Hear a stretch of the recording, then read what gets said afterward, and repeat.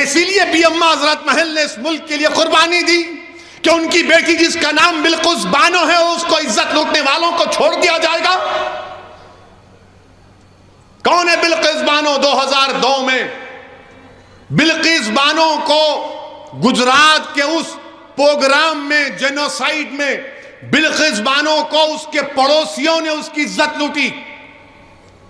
वो बिल्किस बानो जो पड़ोसियों को चचा कहती थी, उन चचाओं ने बिल्किस बानो की इज्जत लूटी। वो बिल्किस बानो जिसके हाथ में चूड़ियां थी, उसने उसकी इज्जत लूटने वालों की दुकान से उस वक्त चूड़ियां पहनी हुई थी, उसने उसकी बिल्किस बानो की इज्जत लूटी। बिल्किस बानो हामिला थी जब उसकी इज्जत लूटी गई। बिल्किस बानो की 3 साल की बच्ची थी जिसको उसकी सामने उस 3 साल के बच्ची को लेकर उसके सर को पत्थर से मारकर कत्ल कर दिया गया। उसके बाद बारी बारी से जालिमों ने बिल्किस बानो की इस्मत रेजी की। बिल्किस बानो के सामने उसकी मां को और 4 रिश्तेदारों की इज्जत लूट कर उनका कत्ल कर दिया गया। बिल्किस बानो बरहाना हो चुकी थी, कपड़ों का टुकड़ा लेकर आदिवासी भाइयों बहनों के पास भागते छुपते फिरी, वो कपड़ा दिए। बिल्किस बानो के शौहर ने अपनी बीवी को हिम्मत दिलाई। मैं सलाम करता हूं बिल्किस बानो के शौहर को। अल्लाह मुसलमान शौहरों को बिल्किस बानो के शौहर से हौसला हासिल करो कि उसने अपनी बीवी के इंसाफ के लिए अपने बीवी के हर तरह से मदद की। 2004 में मुकदमा आयद हुआ। पुलिस बिल्किस बानो की कहानी को यकीन नहीं कर रही थी। बिल्किस बानो ने पुलिस के खिलाफ केस किया। मेडिकल डॉक्टरों ने झूठी रिपोर्ट दी, बिल्किस बानो ने इनके खिलाफ रिपोर्ट की, मुकदमा किया। उसका मुकदमा गुजरात से बाहर मुंबई में हुआ। ट्रायल कोर्ट में सजा हुई, फिर बॉम्बे हाई कोर्ट में उनको सजा दी गई।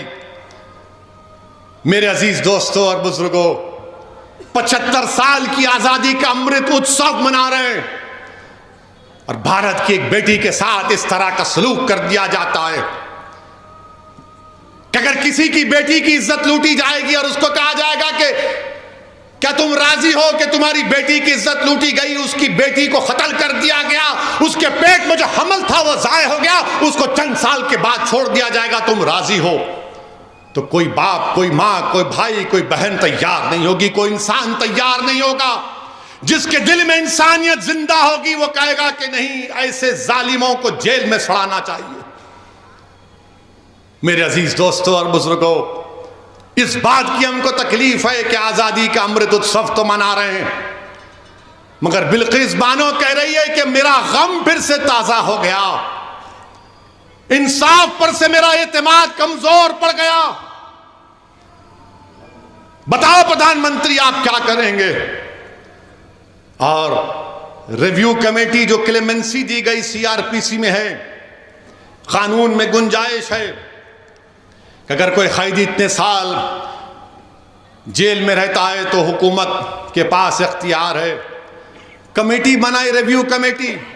रिव्यू कमेटी में कौन है? भाजपा के 5 लोग, 2 एमएलए उसमें, और एक साहब तो गोधरा के ट्रेन के उस वाक़े में प्रोसिक्यूशन के विटनेस थे, वो मौजूद। जो ट्रायल कोर्ट का जज की भी राय लेना पड़ता, उसने कहा कि नहीं छोड़ना चाहिए इन लोगों को जिन्होंने बिल्किस बानो की इज्जत लूटी, उसकी मां की इज्जत लूटकर 4 खवातीन को मार दिया, उसकी बेटी को मार दिया। ट्रायल कोर्ट के जज ने कहा कि नहीं छोड़ना चाहिए। आजादी का अमृत उत्सव मना रहे हैं। देश की 50% आजादी से क्या पैगाम देश दे रहा है? थोड़ी देर के लिए भूल जाओ कि वो मुसलमान थी, थोड़ी देर के लिए समझो कि वो हिंदू थी, वो ईसाई थी, सिख थी, वो इंसान थी। हम हिंदू मुसलमान के चक्कर में एक बच्ची से जो उसकी इज्जत के तार तार को तोड़ दिया गया, आज भारत में कोई आवाज नहीं उठाता। कहां गया वो जज्बा, वो रोड पर आना, वो एहतजाज करना? कुछ नहीं। क्यों? क्या उसका नाम बिल्किस है बोलकर? याद रखो, आज बिल्किस से हुआ, कल किसी और से खुदा ना खास्ता ना हो जाए। और वो क्या कहती है एमएलएज? वो जो रिव्यू कमेटी के एमएलए एक टीवी चैनल के इंटरव्यू में कहती हैं, क्या कहती हैं? जिन लोगों ने बिल्किस बानो की इज्जत लूटी वो ब्राह्मण हैं और संस्कारी हैं। किसी की बेटी की इज्जत लूटने वाला संस्कारी हो सकता है जालिम? अगर तेरी बेटी की कोई इज्जत लूटे तो संस्कारी कहेगा तू उसको? इस तरह की बात ऑन रिकॉर्ड कही गई। हम भारत के प्रधानमंत्री से पूछना चाह रहे हैं, ट्रिपल तलाक का कानून आपने बनाया था, आपने पार्लियामेंट और पार्लियामेंट के बाहर कहा था कि मैं मुस्लिम बहनों का भाई हूं। प्रधानमंत्री बिल्किस बानो भी आपकी बहन की बेटी है। प्रधानमंत्री बिल्किस बानो भी आपकी भाई की बेटी है। आप नरेंद्र मोदी हैं मगर आप देश के प्रधानमंत्री हैं, आप मुल्क के वजीर आजम हैं।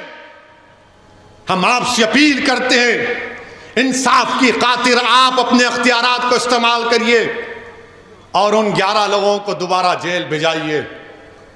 वो बिल्किस लाचार और यतीमी की हालत में आज कह रही है कि मैं दुनिया से बात नहीं करूंगी, मैं दुनिया से बात नहीं करूंगी, इंसाफ पे से मेरा भरोसा उठ चुका है। हम वजीर आजम से अपील करते हैं, मुल्क के वजीर आजम से हर शख्स अपील करता है कि भारत के प्रधानमंत्री, तारीख में आपको किस तरह याद किया जाएगा वो आप फैसला कर लो। आप 2 इलेक्शन जीत चुके हैं मगर ये इंसाफ का मामला है, ये इंसाफ का मामला है वजीर आजम। आप मुल्क के 133 करोड़ अवाम के वजीर आजम हैं। आप सिर्फ वोट डालने वालों के वजीर आजम नहीं है, देश के प्रधानमंत्री। आप अपने अख्तियारात को इस्तेमाल करो। बिल्किस बानो अपने घर से निकलने से डर रही है। हम देश के वजीर आजम से, मुल्क के वजीर आजम से कहना चाहते हैं, आजादी का अमृत उत्सव मनाइए मगर देश की 50% आबादी को आपकी सरकार ने, आपकी पार्टी ने गलत पैगाम दिया। ये खवातीन से नाइंसाफी है। जो इंसाफ को पसंद करते हैं वो मायूस हो चुके हैं। जो बाप अपनी बेटी के वास्ते परेशान है वो देखकर बोल रहा है कि मेरी बेटी का क्या होगा। इस मुल्क में कोई दिन नहीं जाता जब हमारी खवातीन पर जुल्म नहीं किया जाता।